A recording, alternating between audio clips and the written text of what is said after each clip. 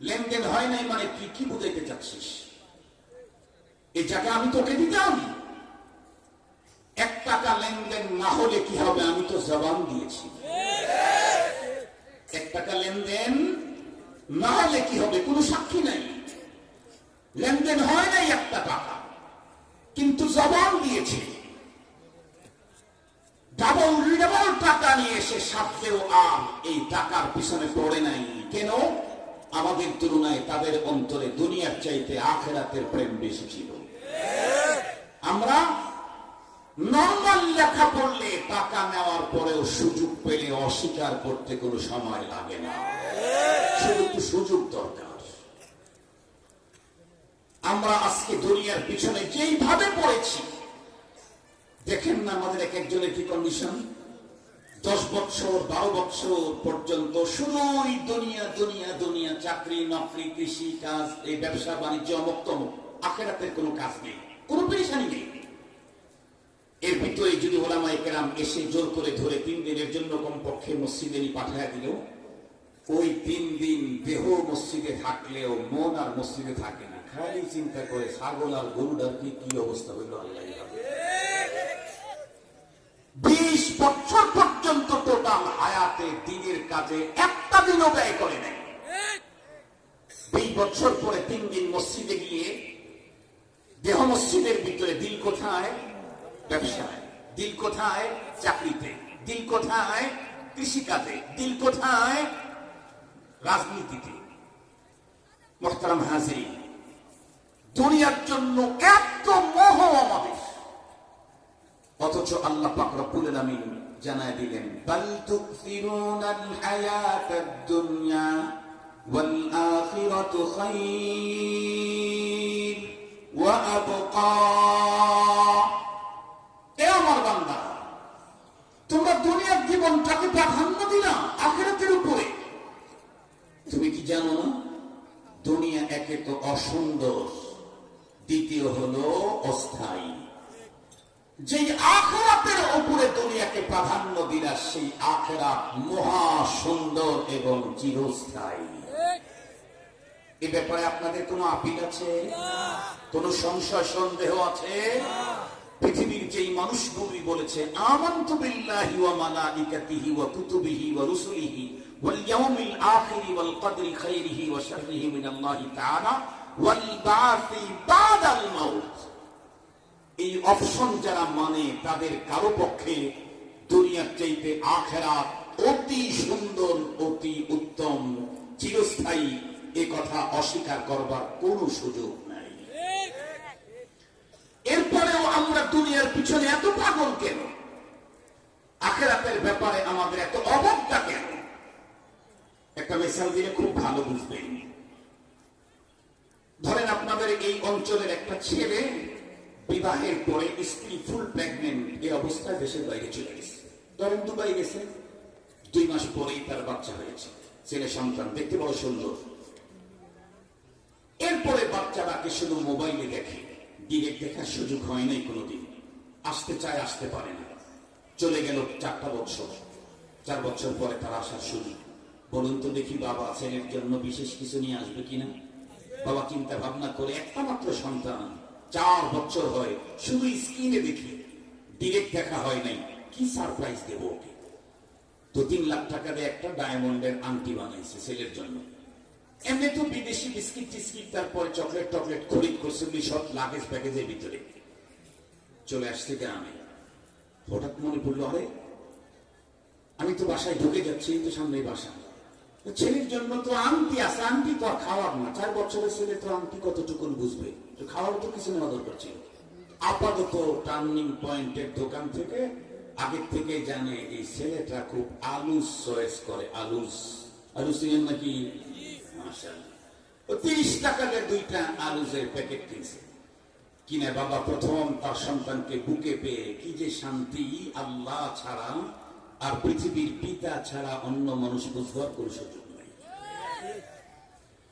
একটা পর্যায়ে ছেলেকে বুকে নিয়ে লম্বা টাইম আত্মতৃপ্তি নেওয়ার পর, দিল ঠান্ডা করার পর, ছেলেকে পাশে বসিয়ে বাবা ছেলে একটু মজা করতেছে, বলতেছে, বাবা তোমার সামনে 2টা জিনিস এখন দেব, যে কোনো একটা নিলে আরেকটা পাবা না। কি? এই 30 টাকা দামের আলুস আর 3 লক্ষ টাকা দামের ডায়মন্ডের আংটি। তুমি কোনটা নিবা? যেটা নিবা একটা নিলে আরেকটা পাবা না। বলেন তো দেখি, ছেলেকে যদি ইচ্ছে তাকে যদি এই খেয়ার দেওয়া হয় তাহলে ছেলে কোনটা চয়েস করবে? চিপস। আচ্ছা, চিপসই ভালো, চিপস আলুস মরিচ ঝামেলা, চিপস চয়েস করবে।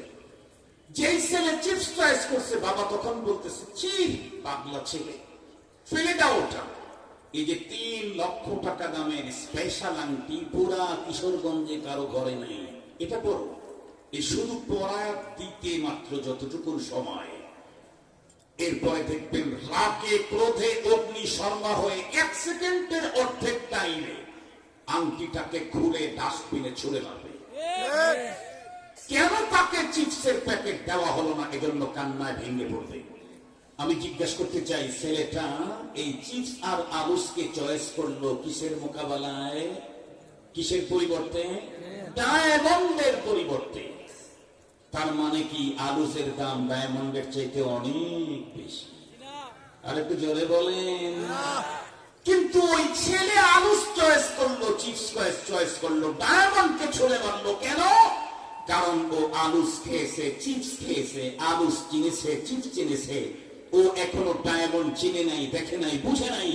এ কারণে 3 লক্ষ টাকা দাম মূল্যের ডায়মন্ডটাকে ডাস্টবিনে ছুঁড়ে মারে, 3 টাকা দামের চিপসের জন্য কান্নায় ভেঙে পড়ে। আমরা যারা এখানে বসে আছি সেম ওই বাচ্চার মতোই, দুনিয়া দেখেছি, খাচ্ছি, দুনিয়াকে চিনি, দুনিয়ার জন্য রাজপথে বুকের রক্ত দিয়ে জীবন শেষ করতে রাজি আছি। আখিরাত তার চাইতে, ডায়মন্ডের চাইতে কোটি গুণে বেশি মূল্যবান, তারপরেও আমাদের তার প্রতি আগ্রহ না। আমরা ওই বাচ্চার মতো, আমরা ওই বাচ্চার মতো আখিরাতকে চিনি নাই, নেকির প্রয়োজনীয়তা উপলব্ধি করতে পারি নাই। যদি সত্যিকার অর্থে যদি নেকি বুঝতাম, তাহলে দুনিয়াকে পিছে ছুড়ে মারতাম, দ্বীনের জন্য টোটাল লাইফটাকে কোরবান করে দিতাম। মুসলমান ভাইরা আমার কথা ভালো করে বুঝেন। আল্লাহ পাক রব্বুল আলামিন কোরআনে হাকীমের সূরাতুল আলার ভিতরে আমাদেরকে বন্ধুরা আমার 2 আয়াতে কারিমাতে 2টা কথা বললেন। বাল তুফিরুনাল হায়াতাদ দুনিয়া, তোমরা দুনিয়ার জীবনটাকে প্রাধান্য দিলে। বলুন তো দেখি ভাইরা আমার, আমরা দুনিয়াকে যতই মজবুত করে ধরি, এই দুনিয়াতে চিরজীবন থাকার মতো সম্ভাবনা আছে নাকি? আমরা প্রত্যেকেই তো জানি, যাহা আয় বেরাদার নামানাত বাকাস, দিলান্দার যাহা আফরি বন্দোবস, মুকুন্তা কিয়া বল মুলক দুনিয়া ও পুষ্ট, কে বেসিয়ারে কষ্টও তু পরওয়ারদ কোষ্ট, চু আহেঙ্গে রফতান কুনত জানে পাক, চে বর তখতে মুরদান চে বর রুয়ে খাক। বর্তমান সময়ের পৃথিবীর সবচেয়ে বড় মরল যেমন আমেরিকা, সেই যুগে বন্ধুরা আমার সারা দুনিয়ার ভিতরে সবচেয়ে বড় পাওয়ারফুল ছিল নাওশেরা বা আদল। এই বন্ধুরা আমার এই রাজা তার রাজপ্রাসাদের মেন গেটের ভিতরে ফার্সি কবিতাগুলি লিখে দিয়েছিল, যাহা আয় বেরাদার নামানাত বাকাস। এই দুনিয়াদারেরা, দুনিয়ার রাজা বাদশা পাওয়ারফুল নেতার সামনে সাক্ষাৎকারীরা, একটা কথা মনে রেখো, এই দুনিয়া কিন্তু সিরিয়াস। তোমার মতো বহু মানুষকে লালন করেছে, পরে বুকে লাথি দিয়ে তার পেটের ভিতরে ঢুকিয়ে নিয়েছে। আমি যেই বাড়িতে আছি সে বাড়িতে তো আমার দাদায় থাকতেন, সে দাদার বাসর হয়েছে ওই বাড়িতে। এখন দাদা তো ওই বাড়িতে আমার বাসর হয়েছে। দাদার যে পরিণতি আমারও, কথা বলেন না কেন, সেই পরিণতি হবে। কিঞ্চিত পরিমাণ এখান থেকে নড়বার সরবার খুব শক্তি পৃথিবীর তা নয়। কোন নবী রাসূলগণ থাকতে পারেন নাই, আমি আর আপনি থাকার প্রশ্নই ওঠে না। আমি টার্গেট বানাইলাম কোনটাকে? আল্লাহ বলেন বাল তুসিরুনাল হায়াতাদ দুনিয়া, তুমি দুনিয়াকে টার্গেট বানাইলা, তুমি কোনটাকে ছাড়লা? বল আখিরাতু খায়রুন ওয়া আবকা, তুমি যেটাকে টার্গেট বানাইলা সে তো তোমাকে থাকতে দিবে না, তুমি তাকে টার্গেট বানাও যে তোমাকে ছাড়বে না, সে আখিরাত। কথা বলেন আখিরাত কাউকে ছাড়বে? আখিরাত পৃথিবীর কাউকেই ছাড়বে না। যে যাকে আমি ছাড়তে পারবো না তাকে টার্গেট না বানায়া যে আমার সাথে থাকবে না তাকে টার্গেট বানানো চূড়ান্ত বোকামি ছাড়া আর কিছুই নাই। আমরা যে দুনিয়ার পিছনে এত পাগল হয়েছি, আমরা যে আখিরাতের পিছনে পড়তে পারি না। যখন ওয়াজ মাহফিলে আসি হুজুরদের কথা শুনে তখন মনে হয় না আর নামাজ ছাড়বো না, আর রোজা ছাড়বো না, 2 নাম্বারই করবো না, 1.5 নাম্বারই করবো না, একেবারে রব্বানিয়িন হয়ে যাবে, আল্লাহ হয়ে যাবে। কিন্তু এখান থেকে চলে যাওয়ার পরে এই ওয়াজের ধাক্কাও থাকে না, এর কারণে আল্লাহ হয় না। ঠিক বললাম না? ঠিক বললাম? কোন কাজ করলে 24 ঘন্টায় আমাকে ধাক্কাবে আর তখন আমি আল্লাহ হয়ে যেতে পারবো, এইরকম একটা ফর্মুলা দিলে ভালো হয় না? এই ফর্মুলা আল্লাহ দিয়েছেন, আমি দিব কেন? আমি আল্লাহর কিতাব থেকে আপনাদেরকে শোনায় দিই। সেটি কি? আমরা যদি আমাদের টার্গেটটা শুধু বদলাইতে পারি তাহলে আমরা প্রত্যেকে রব্বানিয়িন আল্লাহওয়ালা হয়ে যেতে পারবো। সেটি কি? আল্লাহ পাকের রাসূল বলেন কুনু মিন আবনাইল আখিরাহ, তোমার টার্গেট কোনটা, দুনিয়া না আখিরাত? আল্লাহ পাকের রাসূল বলেন তোমরা আখিরাতকে তোমাদের টার্গেট বানাও। ওয়ালা তাকুনু মিন আবনাইদ দুনিয়া, দুনিয়াকে তোমরা টার্গেট বানাও না, আখিরাতকে টার্গেট বানাও। আখিরাত যদি আমার লক্ষ্য টার্গেট বানাইতে পারি তাহলে এই টার্গেট বানানোটাই আমাকে 24 ঘন্টায় ধাক্কাইতে থাকবে আখিরাতের সঞ্চয় আর পুঁজি করবার জন্য। মুহতারাম হাজিরিন, টার্গেট তো আখিরাতি হতে হবে, দুনিয়া তো টার্গেট হতেই পারে না। কেন পারে না? আমি আপনাদেরকে জিজ্ঞেস করি, অতীত জিনিস কি টার্গেট হয়? পৃথিবীর কেউ অতীতকে টার্গেট করে, বর্তমানকে কেউ টার্গেট করে? টার্গেট হয় কোনটা? ভবিষ্যৎ। আবার বলেন টার্গেট হয় কোনটা? ভবিষ্যৎ। আমি জিজ্ঞেস করতে চাই, আপনাকে 80 বছরের হায়াত দেওয়া হয়েছে, এখন আপনার 50 বছর বয়স, তাহলে এই দুনিয়ার হায়াতের কতটুকু অতীত হয়ে গেছে? 50। বাকি আছে আর কত? মাত্র 30। সেই 30 কি সামনে না চলতেছে? কথা বলেন না কেন? চলতেই আছে। সঙ্গত কারণে টার্গেট যদি বানাইতে হয়, দুনিয়া তো টার্গেট হওয়ার বস্তু নয়, দুনিয়া কারো টার্গেট হতে পারে না। কেন? দুনিয়া কিছু চলে গেছে আর কিছু চলমান আছে, ভবিষ্যৎ হলো আখিরাত। সঙ্গত কারণে কোন মানুষ টার্গেট করতে চাইলে আখিরাতকেই টার্গেট বানাতে হবে। আখিরাতকে টার্গেট বানাইলে তখন গুনার কাছ থেকে ছাড়ার জন্য ওয়াজ লাগবে না, নেকির কাজ করার জন্য পিশাবের তশকিল লাগবে না, দাওয়াতে তাবলীগে সময় লাগানোর জন্য কোন মুবাল্লিগ এসে তোমাকে তশকিল করতে হবে না, ভিতর থেকে তশকিল হবে। কেমনে? একটা মিসাল দিয়ে একটা ঘটনা বলে বয়ান শেষ করে দিচ্ছে। আলহামদুলিল্লাহ, আমাদের দেশে অনেক ছেলে পেলে এমন আছে, বাবার 5 ছেলের ভিতরে 4টা খুব বেশি সংসার করে, খুব সব দিক থেকে খুব ভালো, একটা 420 পর্যন্ত ও একাই 420। কারণ এখানে ঘুরে ফেরে খায়, ইনকাম তো করে না, মাঝে মাঝে কিছু জরিমানা লাগায়। এই জাতীয় ছেলে পেলে আমাদের সমাজে কিশোরগঞ্জে না থাকলেও সিরাজগঞ্জে আছে, আরো অনেক গঞ্জে আছে, মানিকগঞ্জ, নারায়ণগঞ্জ, তারপরে এই আরো কত গঞ্জ আছে। তো এই জাতীয় ছেলেদেরকে নিয়ে বাবা মা খুব পেরেশানিতে থাকে। তো অনেক সময় দেখা যায় এই জাতীয় ছেলেদেরকে বিয়ে করানোর পরে ভালো হয়ে যায়।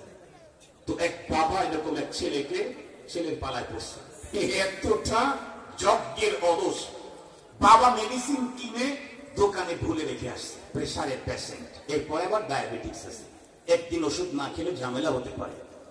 তার বাড়ি থেকে ওষুধ মেডিসিনের ফার্মেসি মাত্র কবার কিলো। বাবা বাসায় এসে ইন্না লিল্লাহি, ওষুধ তো আনি নেই। ছেলেকে ডেকে বলল, আব্দুল কুদ্দুস ওষুধ দেখে আসছে, একটু নিয়ে আয়। বলা মাত্র ছেলের সুন্দর চেহারাটা একেবারে কালো সিরিয়াস হয়ে গেল, মুসবদ্দা। এরপরে কিছু কথা বলে নাই, মা বলতেছে কই যাস? বাবার কামাই খাও মাত্র ওইখানে টাকা দিয়ে ওষুধ কিনে নিয়ে আসতে, রেখে নিয়ে আসতে পারবো না, যা তাড়াতাড়ি। এ কথা বলতেই মায়ের উপরে এমন চোখরাঙ্গানি, মনে হয় মাকে চোখের ভিতর তুলে ফেলবে। কেন? এই কোয়ার্টার কিলোমিটার ওষুধ আনার কাজে বললো কেন? এই কাজ না ওর কাছে কিয়ামত। ও চায় কিচ্ছু করবে না, খাক আর না খাক। শেষ পর্যন্ত বাবা এই ছেলেটাকে চিন্তা ভাবনা করে একটা দেশে পাঠিয়ে দিয়েছে। যে দেশে পাঠাইছে ওই দেশে সিটিজেনশিপ নেওয়ার কোন সিস্টেম নাই, সেই দেশে পাঠিয়েছে। এখন এই ছেলেটা ওই দেশে যাওয়ার পরে 1 সপ্তাহ পরে বাবাকে ফোন দিয়েছে। ফোন দিয়ে কাঁদে, বাবা কি হয়েছে? এখনো পর্যন্ত কোনো কাজ মিলে নাই, তুমি একটু দোয়া করো বাবা, আল্লাহ যেন একটা কাজের ব্যবস্থা করে দেয়। আলহামদুলিল্লাহ, ছেলের ভিতরে অনেক পরিবর্তন। ফার্মেসি থেকে ওষুধ আনতে বলেছিল, তাই মনে হয় মাকে খেয়ে ফেলবে। আজকে সেই ছেলে কাজের জন্য বাবার কাছে দোয়া চায়। আলহামদুলিল্লাহ, অনেক পরিবর্তন হয়েছে। আর 1 সপ্তাহ যেতে না যেতে ছেলে কান্দে ডেকে বলে, আব্বা 50টা টাকা দিয়া ইমাম সাহেবকে একটু মিলাদের ব্যবস্থা করো, আমার যে কোনো কাজই শুরু পাইতেছি না, একটু মিলাদের ব্যবস্থা করো যাতে কোনো কাজ পেয়ে যাই। বলেন তো দেখি, যেই ছেলেটা কোয়ার্টার কিলোমিটার দূর থেকে বাবার রেখে দেওয়া আসা মেডিসিনটা আনা এতটুকুন কাজ যার জন্য কিয়ামত ছিল, সেই ছেলেটাই দেশের বাইরে চলে যাওয়ার পরে মাত্র 14 দিন কাজ পায় নাই, তাই এখন কান্না করে, কাজের জন্য মিলাদ পড়ায়। বুঝলেন না আমার কথা? সেই ছেলেটা এখন কাজের জন্য কি পড়ায়? মিলাদ পড়ায়। মিলাদ টিলাদ দিয়েছে, আল্লাহর কি মেহেরবানি, 3 সপ্তাহে কাজ মিলছে। ওখান থেকে ফোন দেয়, আব্বু আলহামদুলিল্লাহ কাজ হয়েছে, কাজ একটা পেয়েছি, 7 ঘন্টা ডিউটি, মহাজন বড় ভালো। এরপরে সপ্তাহে ফোন দিয়ে বলতেছে, 1 সপ্তাহ টাকা যখন হাতে আসছে মজা আরো বেড়ে গেছে, কাজের ফজিলত বুঝে আসছে। এখন ফোন দিয়ে বলে, আব্বু একটু মসজিদের সব মুসল্লিদেরকে খাওয়াই দিও, তাদেরকে বলো আল্লাহ যেন আমার একটু ওভার টাইম করার সুযোগ করে দেয়। ভালো করে বুঝতে হবে, ভালো করে বুঝতে হবে। যেই ছেলেটা বাড়িতে থাকতে একটা কোটা ছিঁড়ে 2 ভাগ করতে রাজি হতো না, সেই ছেলেটাই বাইরে যাওয়ার পরে কাজের জন্য মিলাদ পড়াইলো। 7 ঘন্টা ডিউটির পরে আরো ডিউটি পাওয়ার জন্য আবার সিন্নি খাওয়াইলো পুরো মুসল্লিদেরকে। কেন? কারণ ও যখন বাড়িতে ছিল তখন ওর টার্গেট ছিল, বাবার ইনকাম আছে, সম্পদ আছে, আমি খাবো দাবো মজা নেব। ও যখন দেশের বাইরে গেছে ওর তখন টার্গেট চেঞ্জ হয়ে গেছে। এদেশে সিটিজেনশিপের কোন সিস্টেম নাই, এদেশে কাউকে থাকতে দেয় না চিরকাল, ফিরে যেতে হবে আমার দেশে। আমি এখানে ঘুমাইতে মজা নিতে আসি নাই, আমি টাকা ইনকাম করতে এসেছি। সুতরাং 8 ঘন্টা কাজ করলে এই পরিমাণে টাকা, 12 ঘন্টা কাজ করলে এই পরিমাণে টাকা, 14 ঘন্টা কাজ করলে এই পরিমাণে টাকা। টাকা যতই বাড়বে মজা আমার ততই বাড়বে, কারণ ওর টার্গেট হলো টাকা। বাসায় থাকতে ওর টার্গেট ছিল একটা, এখন দেশের বাইরে যাওয়ার পরে ওর টার্গেট হলো আরেকটা। মুসলমান ভাইরা আমার ভালো করে বুঝেন, এই পৃথিবীতে রব্বুল আলামিন কাউকে সিটিজেনশিপ দিয়ে পাঠান নাই। আল্লাহ পাকের পয়গম্বর স্পষ্ট বলে দিয়েছেন, আদ-দুনিয়া মাজরাআতুল আখিরা। আল্লাহ বলেন, ওয়া মা খালাকতুল জিন্না ওয়াল ইনসা ইল্লা লিয়াবুদুন। পৃথিবীর কাউকে চিরজীবন থাকার মতো করে সিস্টেম করে পাঠানো হয় নাই। নির্ধারিত লিকুল্লি উম্মাতিন আজাল, ইযা জাআ আজালুহুম লা ইস্তাখিরুনা সাআতান ওয়া লা ইস্তাকদিমুন। নির্ধারিত সময় দিয়ে পাঠানো হয়েছে, এই সময়ের ভিতরে তোমাকে অনন্তকাল পরপারের পুঁজি করতে হবে। সঙ্গত কারণেই যে এই সমস্ত মানুষের মেধার মধ্যে থাকবে আখিরাত, যাদের মাথার ভিতরে টার্গেট হবে আখিরাত, এরা দিনের কাজ যতই বেশি করতে যাবে ততই বেশি মজা লাগবে। 1 ঘন্টা পর্যন্ত বয়ান শুনতে পারলে যেই পরিমাণে নেকি, 1.5 ঘন্টা পর্যন্ত বয়ান শুনতে পারলে তার চাইতে বন্ধুরা আমার 1.5 গুণে নেকি। 2 ঘন্টা পর্যন্ত বয়ান শুনলে বন্ধুরা আমার ডাবল নেকি। 3 ঘন্টা পর্যন্ত বয়ান শুনলে ডাবল নেকি। এরপরে আরো যদি বাড়ায় দেয় আরো নেকি হয়। এজন্য এমনকি বয়ান শুনতে শুনতে দিনের কাজ করতে করতে করতে করতে দিন চলে যায়, রাত চলে যায়, কখনো তাদের ভিতরে উক্তাহাত আসে না, কখনো তার ভিতরে বন্ধুরা আমার অনাগ্রহ আসে না। কেন? কারণ আমার টার্গেটই হলো আখিরাত আর নেকি। যেই কাজে আসছি এখানে থাকলেই যেহেতু নেকি বাড়ে, আমি যেই কাজে যাচ্ছি এখানে গেলেই তো আমার আখিরাত সুন্দর হয়। এ কারণে প্রতিটি মুহূর্ত বান্দাকে তার এই টার্গেটটাকে পরপার আর আখিরাতের দিকে ধাক্কাইতে থাকে। সমস্যা হলো আমাদের টার্গেট হলো ভুল। বল তুসিরুনাল হায়াতাদ দুনিয়া, আমি তো টার্গেট বানাইছি দুনিয়াকে, গাড়ি এখানেই করতে হবে, বাড়ি এখানেই করতে হবে, মজা এখানেই নিতে হবে।